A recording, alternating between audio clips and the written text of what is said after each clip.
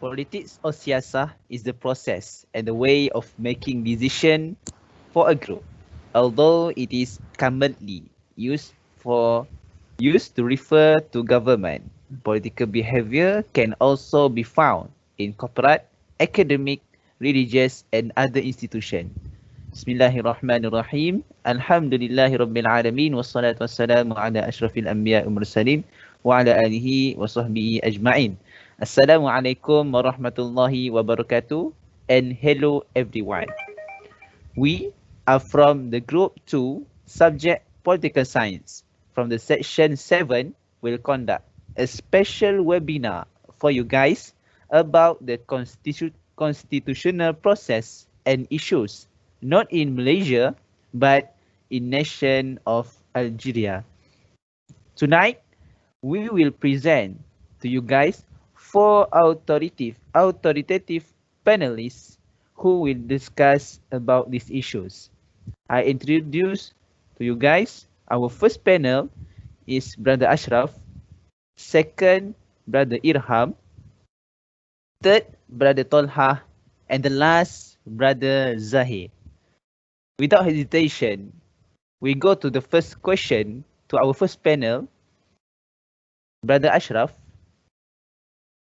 what is the constitutional process that happened in Algeria? The floor is yours. Bismillahirrahmanirrahim. Thank you to Brother Firhan for that question. Inshallah, I will answer that question in briefly. Alright, first of all, we need to know that Algeria has a written constitution and the content of this constitution will be amended by referendum. Before this, Algeria has held referendum on 7 occasions and the most recent in November 2020. For the 2020 Algeria referendum, the subject was a revision of the Algerian constitution to fulfill the demands raised by the demonstration known as Hira, as well as to reform the powers of the Algeria government. At the beginning, actually the committee of making constitution received 610 files with over 5,000 proposed amendments from civil society organizations, political parties, national figures, academia, and even ordinary residents. But in the end, those recommendations that address critical concerns and offer significant changes were not included in the final text. Finally, the current president of Algeria, Abdul Majid Tebboune, has approved some changes in the new constitution, including the new presidential term limit and the new power for the legislature and judiciary body. I think that's all from me. Thank you. Written constitution and the content. Two main points that important to the first question. Thank you, Brother Asyraf. For the next, I invite Brother Irham to share with us about the main issues related to our topic today. The floor is yours, Brother Irham. Thank you, Brother Firhan, for the opportunity. So, to answer the question, so for today's webinar, the main issue that we want to discuss today is constitutionalism. First of all, we need to understand what is meant by constitutionalism. So to put it in simple understanding, constitutionalism is a political theory where it limits the government powers and its authority or its legitimacy depends on observing these limitations, which are the constitution itself. It represents the will of one person, an elite, or an overwhelming majority of the citizenry. How can a government be legally limited if the law is the creation of the government? So this is a question that will raise in our mind if we talk about constitutionalism. Of course, by having a good and suitable combination and mixture of various types to ensure moderation of every aspect. To put it in context, we can take an example from Algeria. The former president, Abdelaziz Bouteflika, during his presidential term in 2008, amended the constitution where he lifted the presidency term that originally stated that presidents can only hold their position for only 2 terms. We can say that he is not respecting constitutionalism because he just wants to fulfill his own favor. These acts soon later leads to many disastrous events and issues in Algeria, where the people of Algeria itself need to face and swallow all the problems that were created by him, such as the Irham movement, or also known as the Revolution of Smile. So, this Irham movement is caused by, during his 20-year rule, Bouteflika empowered a group of oligarchs by making them rich through access to state contracts. Okay, so we can say that all the natural resources revenue is used to finance the government's clientelist system. So during that time, Algeria's billions and millions of dollars of profit that should be channeled to improve the infrastructure of the country, the money goes to the oligarchs. So if we travel to Algeria these days, it is hard to see where this money went. So that's all for me. So I will continue to Brother Firhan. Thank you. Thank you, Brother Irham, for the answer. I think the main issues for our webinar tonight already answered, which is if we look that the president just want to fulfill his own favor with want to stand for a few tenure beyond to be a president for his nation, which is not respect to the constitutional, which is for that we can say that he's not respecting constitutionalism because he just want to fulfill his own favor. Thank you, Brother Irham. So next, we will go to our next panelist. I think Brother Thalhah already wait for his answer.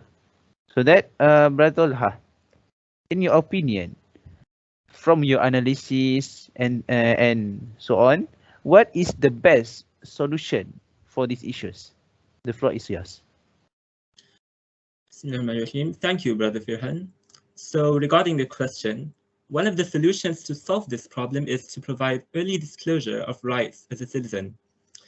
Citizens may need to abide by the rules, regulations, and national laws of the government, but it does not mean that they have no opportunities to voice out their thoughts, especially since Algeria is governed under a democratic republic system. Everyone has the chance of doing so under the state's democracy. However, the problem that we are facing is that some of the younger generations are unaware of their political rights and chose to ignore it because of parochial culture. Thus, the public has to help shape the next generation to be more involved, or at least be educated in politics, where they can know their rights and evaluate the performance of the government and make a stand whenever necessary. For example, in Malaysia, the constitution in Article 153 states that Bumi Putras have certain privileges. Therefore, they have the right to know their privileges and defend them whenever authorities try to neglect it. If citizens are oblivious of their rights and privileges, they will continue to abide to authorities even when they do not follow the written constitution. For Algeria, for example, citizens have the right to protest and request for referendums when President Bouteflika tried to continue his term of presidency for 2 years. The government and officials themselves should also disclose the citizens' rights to them to ensure genuine clarifications. Some other ways of disclosure may include providing a specific subject or reorganizing its syllabus that explains about these rights to people will not be, or so they will not be deceived or manipulated by authorities easily. That's all from me. Thank you. Thank you, Brother Thalhah, for the answer. So now we will go to our last panelist for tonight, and the handsome panelist, I think, which is Brother Zahir.